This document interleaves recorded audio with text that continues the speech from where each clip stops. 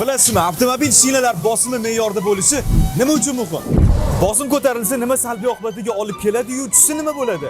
Videoni oxirigacha ko'rsangiz, tushuntirib o'taman. Noto'g'ri bosim berish yoki ularda bosimning yo'qligi quyidagi holatlarga olib kelishi mumkin. Shinalarning ortiqcha qizib ketishi va yorilishi, shinalarning vaqtidan oldin shikastlanishi, avtomobilni noto'g'ri boshqarishga olib kelishi, yoqilg'ining ortiqcha sarflanishi. Agar bosim me'yordan yuqori bo'lsa, shinalar tezroq yedirilishiga, haydashda noqulaylik sezilishiga, yo'ldagi notekisliklar avtomobil kuzoviga ta'sir qilishiga hamda yo'l harakati sharoitida ko'proq shikastlanishi mumkin. OnXB Tracker'da shinalar bosimini me'yordami yoki qanaqa darajada ekanligini priborlar paneli, ya'ni tabloda ko'rib tursanglar bo'ladi. Buning uchun o'ng tomondagi dastakdagi menyu tugmasini bosamiz va bu yerda avtomobil haqida ma'lumot bo'limi chiqadi.